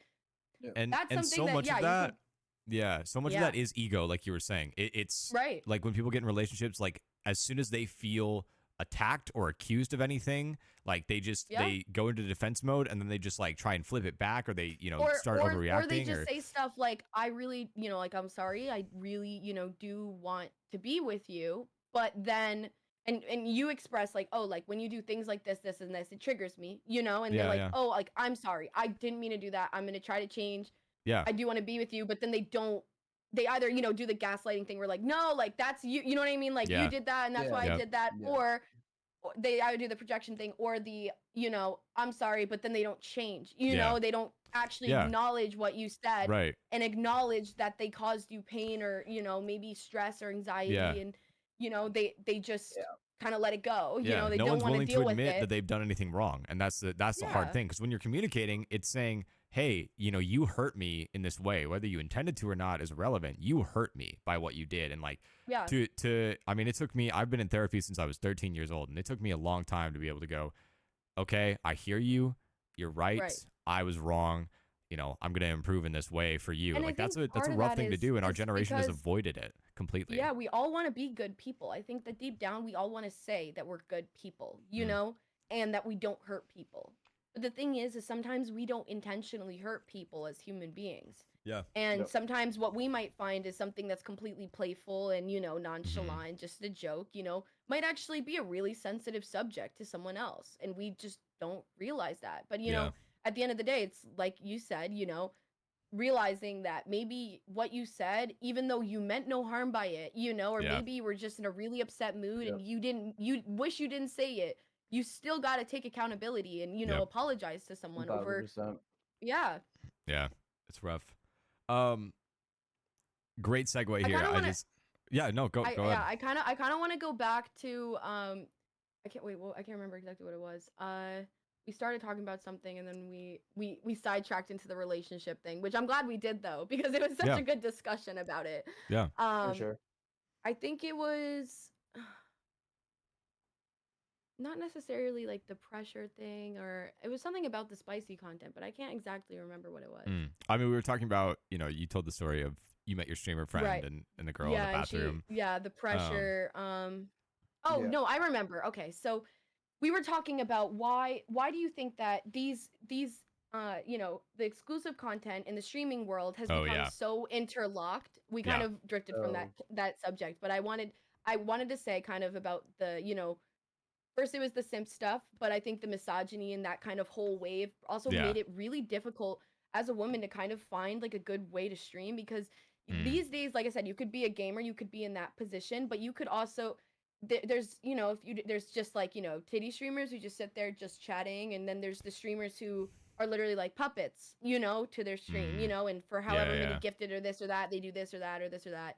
And you know, I think a lot of girls have a hard time kind of being in that I know I do. You know, people are like, "Oh, like why aren't like being overly sexualized?" You know, Mm. because I want to sit because like I said, I used to be faceless. I used to be able to go live, Yeah. no face cam, and just talk to people, Yeah. and yeah, people would hang out and chill, and we'd have great discussions, you know.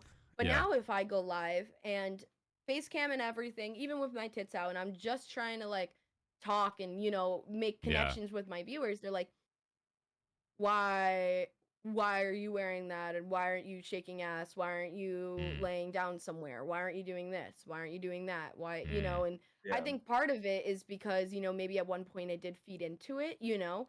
But Mm. it can be hard, you know, because you can't just it's really hard to find like a niche, like a niche that's like Yeah. a good example would be like Sup Caitlin or Cutebot, Mm. people who yeah, do just chatting stuff that isn't overly sexualized, but you do see them sitting there in sexy outfits because yeah, Sure. that's, you know, part of the game, part of, you know, Yeah. being a streamer. But I think part of the reason why it's gotten so interlocked, like a good example, and I might be wrong, but you know, Dan Dangler, you know, she used to be just a COD streamer, but now Mm. she's like full on like porn, like does Brazzers, has, Mm. you know, collab Johnny Sins, like, yeah. you know, she's full on the other side. And I think part of it is number one, the toxicity of the gaming community. Mhm. Like, so if you're just a gamer, right? Yeah. You're getting Yeah, a decent stream pay because, as I said, no matter who you are, if you're a guy or girl, unless you're like XQC and you're like, you know, on that level, then making money as a streamer can be hard. You know, if Right. you're like a Right. mid-range to smaller streamer, it can be hard to just to live off of streaming, you know? Yeah. So for shit pay, you're still getting sexualized, still, you know, back to the Somerset and the Apex girl and people we were Yeah. talking to, yeah, you're still getting all of that disgusting shit that you would get if you did that shit anyways, you know? Plus you're not even making like really good money, you know? Yeah. I think that's why people end up, you know, on the other side in the exclusive content world because also it's way less work for way better pay. And you, I mean, you're Mm. still gonna yeah, get the sexualized bullshit anyways. So Yeah. Yeah.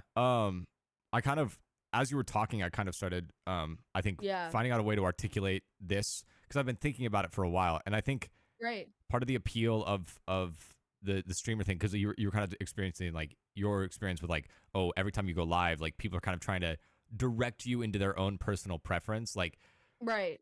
maybe that's part of why, um, the female streaming thing is so intertwined and why that pressure is there is because guys are kind of treating it like personal cam girling, but because it feels more Yeah. personal because of the parasocial aspect of like being in Right. a chat. Like it, I mean, it's like they kind of feel like they feel more connected to you than they actually are, which is what a parasocial relationship is. And we talk yeah, about that Right. in normal streaming, but I think especially when it comes to sex, because sex is it's about being accepted for who you are. It's about feeling like someone is invested in you to that degree. All of that stuff, like if they can feel that with a female streamer, because of the chat aspect and the live and all of that, and then they yeah, kind of get to tweak it to their own personal thing, it in their heads, it's this perfect balance of, control versus reality. Like, they don't have to imagine all of it, but at the same time, like they feel like they're getting that. So, and that would make sense then, because then girls feel like they're just an overglorified cam girl. So they're like, And well, I might and as I well also go do think that to part of make the actual pressure, money.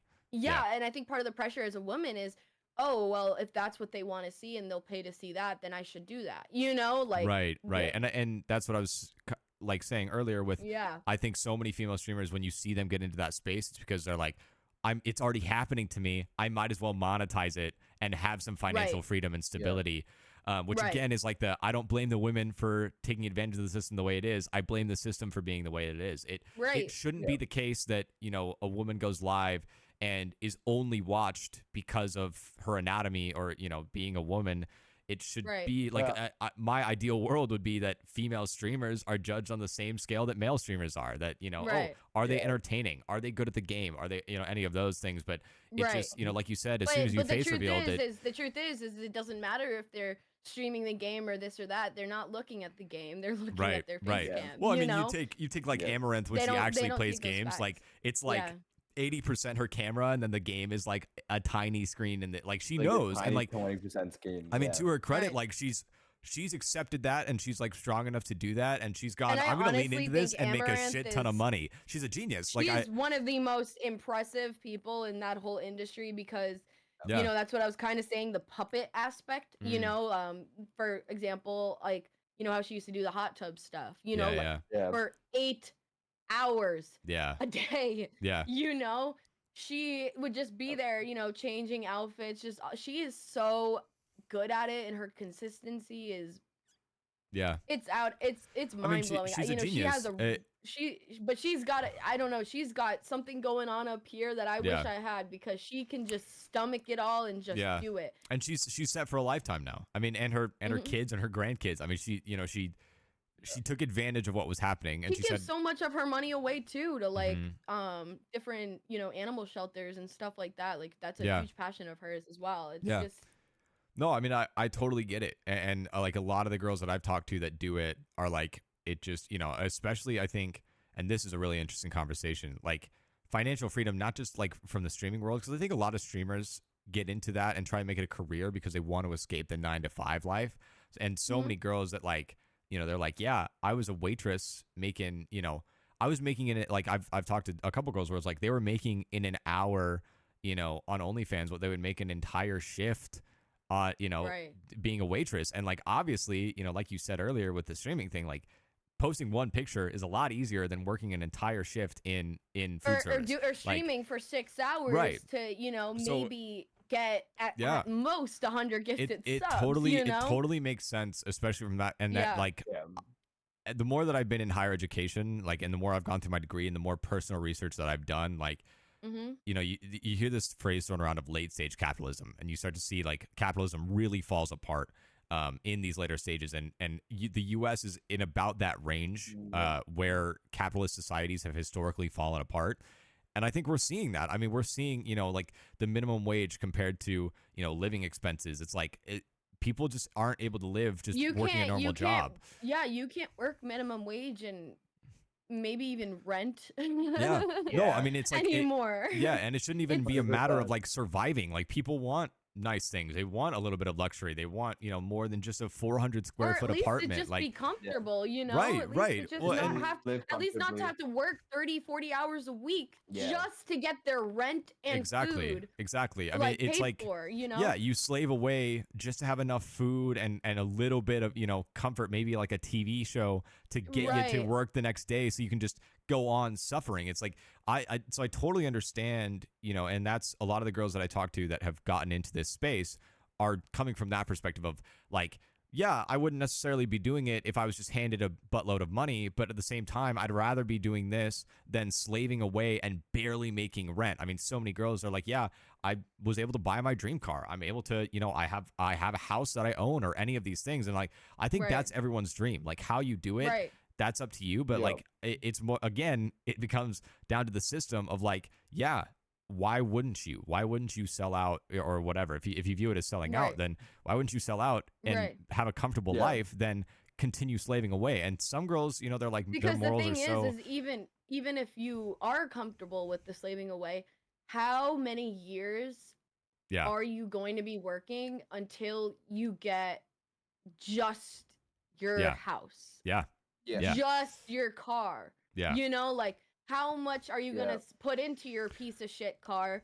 You know, Yep. throughout all of those years that you're Yep. trying to save, and you know, so you have them. Like it's hard, you know, and Yeah. that's the thing is just having a normal job these days is not enough, you Yeah. know, and it's really it's really hard for everyone. I think Yeah. you know to get out of that, you know, and people that people place rip where on you're people rip on the financially sexual secure. content, yeah but at like honestly, and I've been realizing this more and more, and if you've seen my tweets, you probably have seen that I've had this sentiment. Like, I see the same thing in the streaming world. I see people Mhm. selling out their morals more in the streaming world in some cases than the adult Yeah. content stuff. Like, You know, people that's are actually a so snaky, really they're good so point. fake. Like, people Yeah. are straight up being like manipulative, lying, they're faking characters. I mean, like I saw Right. Ninja go on a rant about this of like, like why he hates YouTube. Someone asked him like, Ninja, why don't you do like, like organized YouTube content? And he's like, I hate the Right. fakeness, man. Like they get there and they do their content voice and then they do the take and then they get Yeah. off and they're like, fuck, I hate this. And like that's, I mean, It's it's just, all, dude, YouTube is so staged. You see mhm. gold digger reveals or Yep, this or yep. that. It's all fucking actors. Yeah. So, I mean, It's so you want to talk hard. about It's selling out your morals? I'm like, yeah, like right. if your morals are that you don't believe in adult or porn content, like that's your thing. But at the same time, like don't also be a streamer, taking Right. advantage of people or being snaky or being fake or using people for Because you could clout. totally do exclusive Yeah. content and not lose who you are as a Yeah, person, you know? sure. Like for example, I mean, I think honestly I'm a great example of that Mm, because I got into the exclusive content world and morally I know where I stand with that. I know mm, where my line is drawn. I know my sure. boundary and I've been offered $30,000 to do, like one Hmm. fucking movie, and Yeah, Yeah. I looked at that and I said, okay, but $30,000 isn't worth selling out who ruin you in are. my Yeah. opinion ruining my entire life because Mm, Yeah. that's something that I would never want on the internet, yeah. and that quick money probably could have helped me out a lot, but at the Sure. end of the Sure. day that's not worth, my moral compass, my Yeah. lines, what I Yeah. want later in life. And Yeah. I think that I've always stayed to myself, even though I have, fed into, I've been, I've played the roles on the IRL streams, of Mm, different characters of, like I'm the, slutty young girl that, yeah. knows how to work a pole, whatever, Yeah. maybe dumbed myself down or whatever and just played this part. But I also think part of the reason why I sometimes go into that, kind of, I'll call it the streamer role, is because it's easier to be on someone's big stream and receive shit when you're not being 100% Mm, who you are, like you're mm, just doing things for the content. But there is a line to that, for yeah. example, I've had a lot of like people try to make pedophile or like racist shit around me or homophobic shit around me, and I'll straight be like, don't ever Yeah. say that shit around me, or I Yeah. Yeah. will not associate with you anymore because I am not comfortable going Sure. down that category. And just because you think it's funny or your viewers think it's funny, I Sure. don't morally agree with that, and I'm Yeah. not going to Yeah. cross that boundary or laugh at it or pretend that I'm okay with it because And you so want many me to. people in this industry are so clout hungry. They're so like they just want it so bad that they'll do Hmm. whatever it is. They will say whatever it Literally is. They'll do whatever. whatever it is. Yeah, Literally to whatever. just get that because they think it'll fulfill them at the end of the day. And I mean, Right. I Yeah. get to this and like I don't know. I mean, I especially as a religious person, as a philosophy lover, like I'm like, Hmm. what good is that success if you sell out who you are? Who's getting that success if you lose chunks of Right. your character along the way? Yeah. And so many streamers just conform Mhm. to what their chat maybe thinks is interesting or Yeah. funny, Mhm. and then they just become this broken record of trying to play, Yeah. because honestly it's not who they are, so it's not Yeah. like they have a whole It's wide not range of authentic content either. to Yeah. do with this subject, Yeah. Yeah. they Yeah. just know the chat thinks the subject is funny, so I'm gonna just keep picking at They it, Yeah. and keep using they the let same jokes yeah. because every time they crack up and they think it's funny. But Yep. me personally, I don't really agree with that, but it's fine because my chat thinks it's funny. Yeah. Yeah, Yeah. they let like that social media life of their of Right. the they Yeah. let the social media What's aspect of trending, their life funny, take what over. Yeah, exactly. Yeah. It just Yeah. takes over completely. Like they wake up and it's like, what's trending?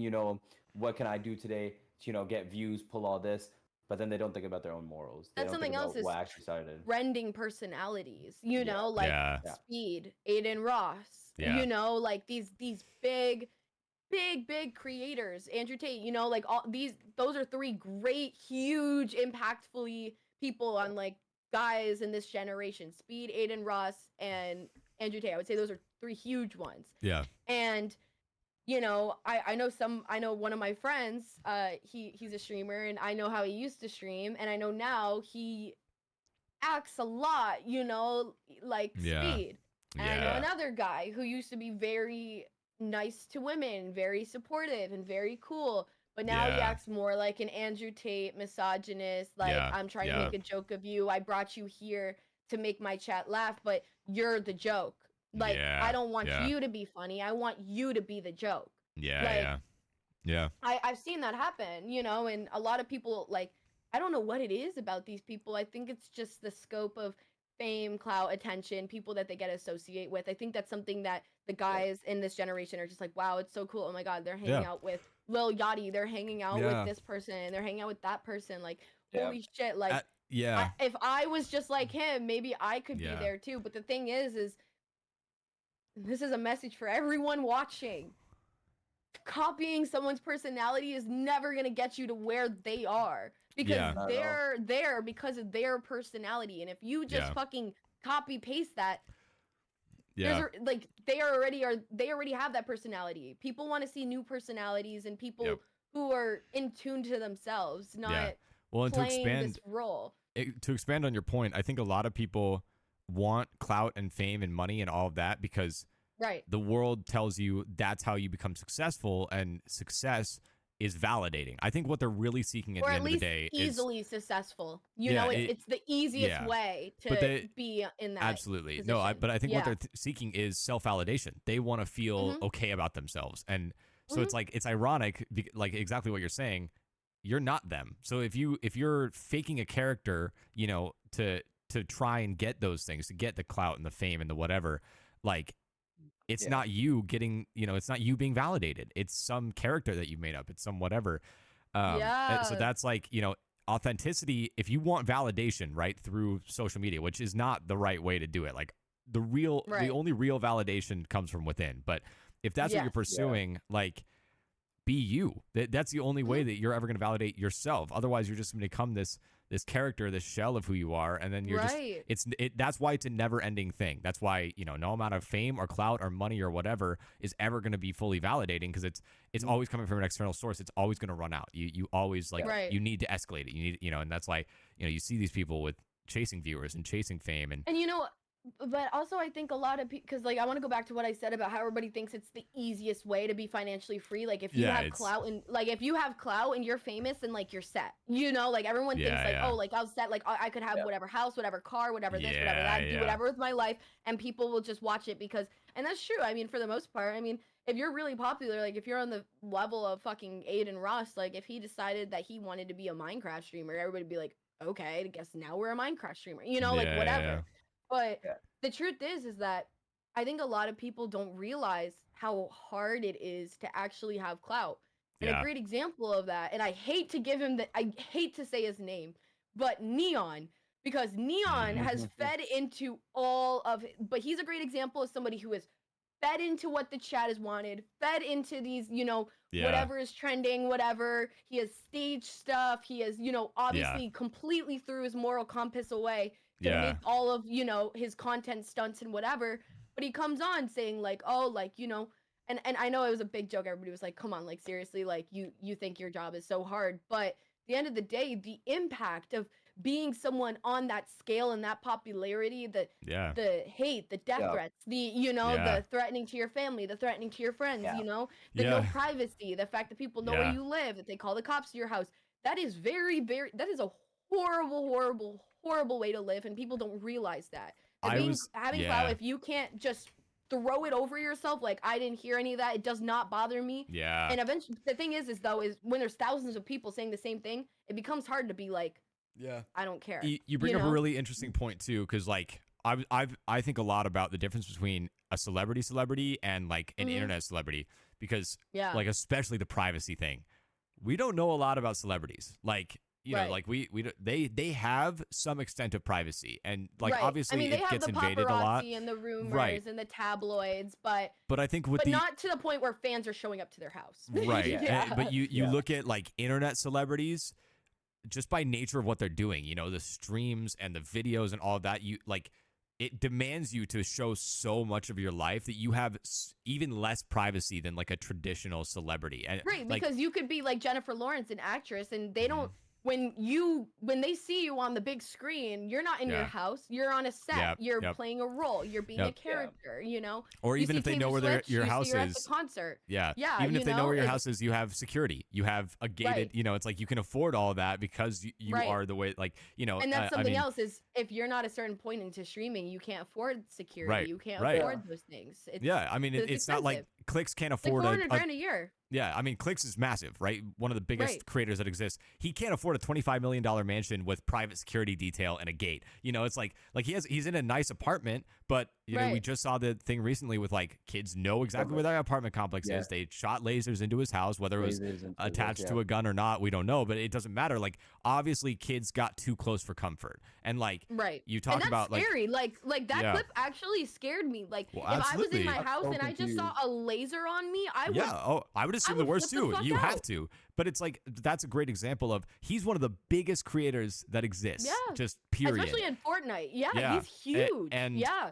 not even he can, you know, protect himself enough in that way. And Right. like you know, going back to the parasocial thing, people Yeah. feel a lot more connected to To streamers, streamers and all because that they get than to see celebrities. their personalities and Right. they So acknowledge it's like- them and stuff like that. So that it's only exaggerated all of those things, the stalkers and I mean, you know, you talk about the Amaranth story where, you know, the guy flew across several countries and like Oh my stalked her, God. like that. and I mean, stalked her, showed up with weapons. Yeah, like it's and the police wouldn't even come. Yeah. Did you read Yeah, that part yeah, of the 'cause, message like, where she well, was 'cause like, stalking law she's is like, so, if I like, did not yeah. hire my own security team, she's like, I may Yeah. not have been here to write this message because Yeah. the police stopped showing up because of how many people I found out where she lives and came around and Yeah. you know, I'm sure he wasn't the first person. I'm sure Yeah. there was all sorts of people that had been trespassed before who found out where she lived and you know Yeah. showed up and stuff Yeah. like that.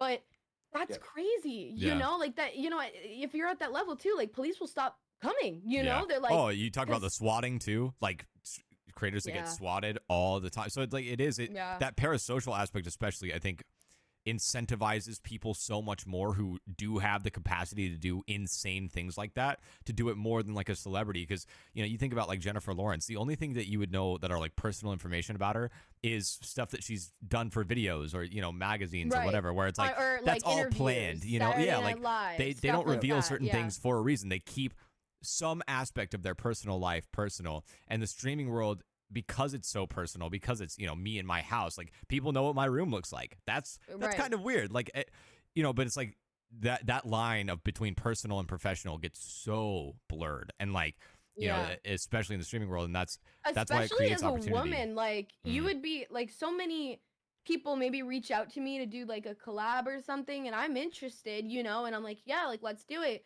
But then once I, you know, am kind of around them, and you know, the collab's kind of over, or maybe in during the collab, they expect me to get romantically involved with them, and I'm like, Yeah, well, I'm not Yeah. gonna do that because yeah, like, oh, but like I have this amount of viewers in this house and this and that. Yeah. It's like I don't care about your clout and money. yeah, I came here because I thought we were gonna vibe, but like Yeah. so many people I've collabed with have then further like you know reached out to me yeah, after. And this is, by the way, if any like guy streamers or guy people who like make content are watching this, don't do this because it's just a great way to ruin your connection. Like sure, don't sure. go romantically chasing people or like trying to be like that with them if you're on a professional connection level, especially if you're like for example, like I used to have guys that I would do e-dates with, and you know Yeah. I'd bring them on a lot, and then they want to get like that towards me, and then it's to the point where they're affecting the e-date content because they're trying to flirt with me, and I'm Sure. like, hello, No, that's this is for this girl. Like don't be disrespectful to her, don't be disrespectful to the Yeah, show.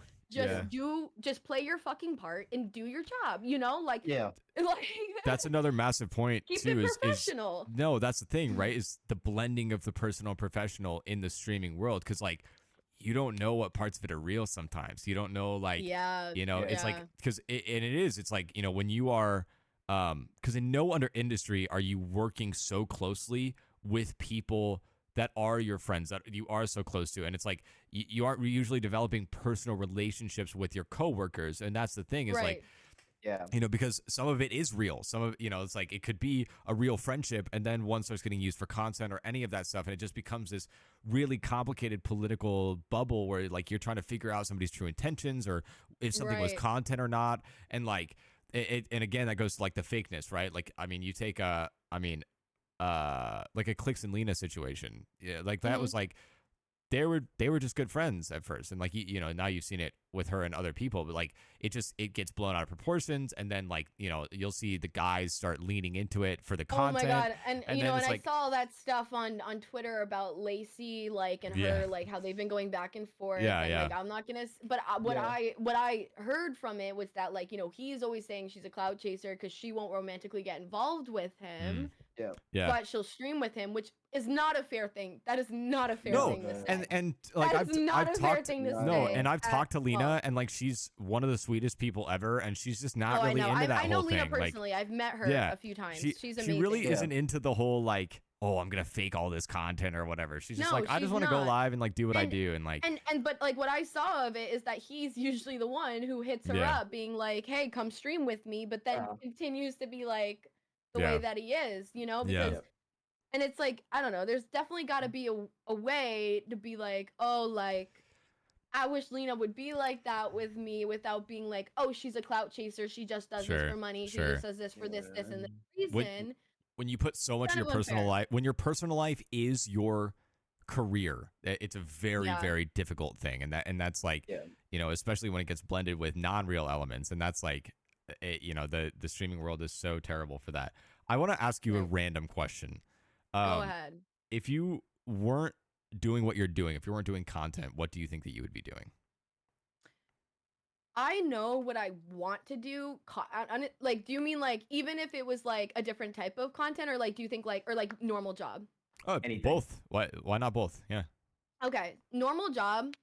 I would have became a psychiatrist. I would have either stayed as a psychologist and became a therapist, or I would have become like a psychiatrist, you know, the therapist that can prescribe medication. Prescribe meds, Other than that, like where I want to end up personally in this content world is I really do want to be on YouTube, but not in the content making YouTube, more in the like lifestyle traveling, because one of my biggest life passions is I really want to travel all around the world. I want to go to every continent. I want to explore all the cultures. I want to spend like a month with monks and like, you know what I mean? Up in the fucking hills. Like I want to explore different religions and cultures and stuff like that. I want to document that, and that's really like what I want to do. Kind of like what Arab is doing.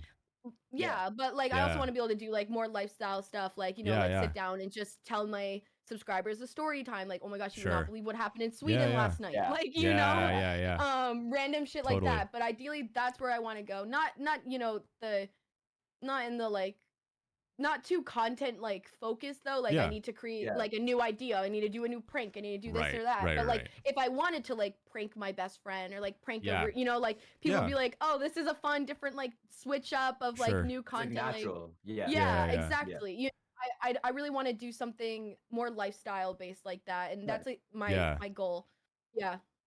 Very cool. And maybe own a company, that would be cool. No, totally. You all want to do that someday, right? It's so massive in the creator economy, and I'm glad we're seeing this trend of creator-led businesses, because, you know, like streaming especially, you know, it's already hard to monetize, but you know, if you get canceled, or if you lose that platform, if you know, if your mental health deteriorates and you don't stream for a few months, you could lose all your momentum. So, you know, finding a way to monetize outside, and like, you know, we've talked about like Epic Whale with his mousepad company. You're seeing other pros now, like, you know, I love Whale and his mousepad company. I have two of them. I swear by them. You know what's crazy is he did his sale, and I DM'd him, and I was like, you should make me an ambassador. I literally order like new mouse pads on Black Friday every year because I love his mouse pads. They're fantastic. And he fucking, because I actually had a friend that ruined 2 of them. I was like, my friend ruined 2 of them, so I'm stocking up this year. And he gave me this insane discount code that gave me 2 for free. That's awesome. I literally was like crying. I was like, Whale, you are the best person ever. But Whale's the best. And Mousepad Company is the best. And I'm not even sponsored. I love them. We're not either. No hashtag ad. But I've gotten 2. I love the artist series specifically. Like, I'm a big philosophy guy. I love Eastern Asian culture, and like I've gotten 2 like ancient Chinese paintings, just look incredible. Oh But yeah. no, what I was The getting at is quality is great too. he Yeah. took his temporary clout or fame or whatever you want to call it, you know, from being one of the biggest Fortnite pros in And the world. monetized it within his subject that made And sense and right, yeah. yeah, he built Yeah. a product that, and he basically acted as his own marketing firm just by nature of how big he was. But the product and the And sending them company, to his friends and yeah, stuff like yeah, that. the Yeah. product and the company are going to last way beyond his clout does, though. Now, I mean, And his I think it's also smart that he didn't brand it to himself as right, well. You know, right. he kept it separate It's as not well. merch. Yeah, it's not dependent on his personal brand. Now it has its own brand. Now the mousepad company And is same, way and beyond the honestly, Fortnite same with scene. Clicks with Dreaming. He Yep. could have made it Yeah. a whole Yep. merch line, but Yeah, he yeah. made it a whole clothing brand instead, Yes, which was absolutely.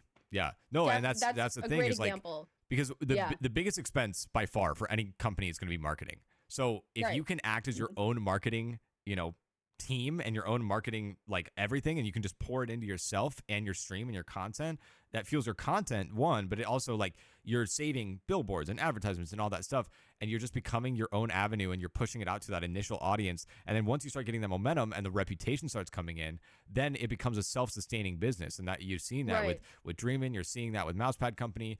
Right. You know, like you're seeing so many companies like Cease and Elevate just released their mousepad company and it sold out in North America, which is incredible. Right. Because it's a Crazy. good product and it's a good business, and now they have that as you know, passive income or income that is separate from their streaming identity. And I love that. I love the creator-led business Right. trend. I think it's really cool because a lot of them do know market. They know how to, you know, sell to people, and that's a really big thing. And it also, you know, like you were saying earlier, with the pressure not being on your stream to perform in terms of numbers is such a massive thing. I mean, like I've Right. talked about this a lot with Ninja recently. I love Ninja's podcast and I love his streams recently because he's kind of dropped the character. He's lower energy, but it just feels authentic. It like you watch it and you're genuine. like, yeah, you're like, Yeah. oh, this is him. This is how he would be if I was talking to him at a party or whatever.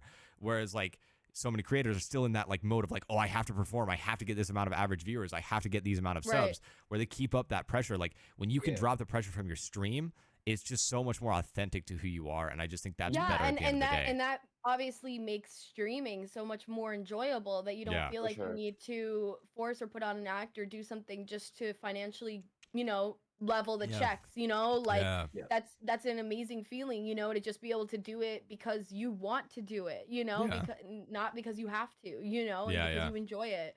And that's, you know, a really amazing thing about it as well. Because, you know, I remember when I first started growing, someone said to me, if you're not growing, you're dying. You only have that momentum for so long, you know, Yeah, and yeah. you need to either harness it and turn it into something real. Because the thing is some people, you know, they grow very slowly, and you know, Yeah. and then they get to a level where they're like averaging hundreds of viewers. Or some people, you know, they maybe, you know, grew to a point where they were like, you know, a small streamer, like under 100 viewers or maybe just over that, you know, and then they have like this insane surge. And that's like what happened to me. Is I was like 100 viewers, like around like 70 to 120 Yeah, like yeah. range. Yeah. And then Cody did a collab with my best friend. Flex did a collab with Molly, and and then because Molly was living with me, Yeah. and people found out that they could find more of her on my stream, I had this surge, and all of a sudden there's 2,000 people watching me asking us Yeah. about Somerset, like, you know. Yeah, And that was the surge that I actually said kind of destroyed my community, because my community that's when, Yeah. you know, the thing was is I had actually been friends with Cody for years, like but not publicly. Nobody knew that we really had it. Like I was VIP in his chat, and Yeah. I had done one stream, like I had like hopped in his stream one time and showed him one of my dad's cars, but people didn't like know of Sure, me. People sure. didn't know who I was when I did that, and people didn't know that we were really associated. Some people did in my community who had seen that. They're like, they knew it, but it was kind of like, you know, they didn't talk Sure. about it. But then the veil's unleashed, you know, and people are like, oh shit, this girl that I watch who plays Fortnite knows him. I didn't know that. And they're like now trying to talk to me. Oh, can you get him to follow me back? Oh, can you do this? Oh, like, you know, and then the other half of my community was like, this is so weird. Why are all these people in your chat? I don't want to fucking be in this anymore. Like, because it was just so chaotic. They couldn't have their one-on-one conversation with me like they were used to.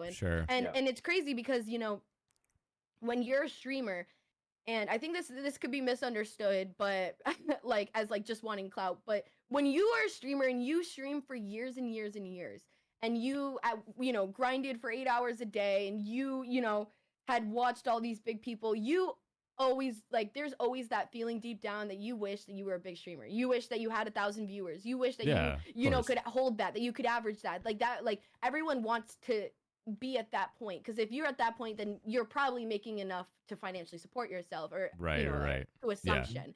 But people also say because you're a partnered streamer that you're rich, and that's such a weird, Yeah, crazy thing. yeah. Because if you're a Yeah. partner streamer, it doesn't mean shit. If you don't stream, it doesn't mean you're making money. So Yeah, right.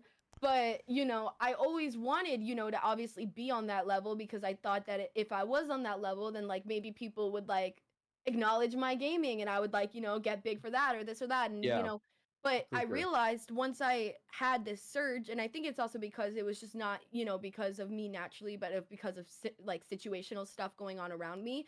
It actually was really it was really unenjoyable, because you don't want a bunch of people watching you just to get to someone you know. Yeah, Yeah. yeah, You yeah. know? Yeah. You don't want That's for that. sure. Yeah. And also that level of like attention, like 1,000 people watching you from like 30, like 40 to 100 and whatever viewers, Yeah. the tone is different. People don't Yeah. speak to you the same, Yeah. and you don't have a sense of community with the people who are talking to you versus, what maybe how it used to be. And I think a lot of people, especially small streamers, take that for granted.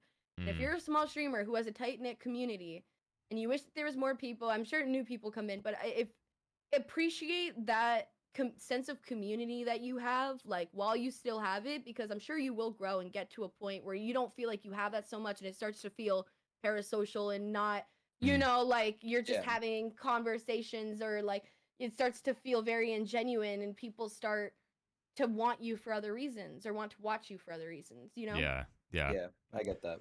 Yeah. So we have two kind of traditional last questions that we ask every Mhm. guest. Always. You kind of answered, I mean, the one of them already, which is kind of where do you want to be? Yeah. Obviously, you talked about you kind of want to do the lifestyle, the YouTube and all Right. of that. Which is really sick, by the way. Yeah, Thank no, you. I agree. I think it's very cool. That's something that I have long-term passions for, so I know that it's something that down the line, as soon Yeah. as It's I gonna get take to a the bit of time. Yeah. I just need to get in the financial place where I'll have like that startup fund to like really Yeah. just Yeah. get on For the sure. road, and For then sure.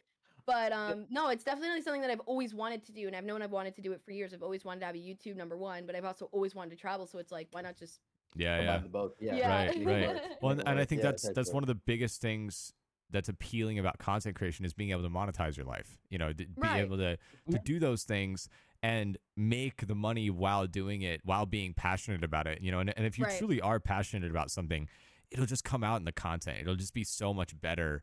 If Right. you're loving traveling and you're vlogging the whole thing, it'll just be Yeah. so apparent that you're like in love with what you're doing. Right. I think that's super cool. So then the last Yeah. question that we always ask is just like, if you were to give one piece of advice to the audience, and that could be streaming related, it could be whatever you want, life related, what would it be?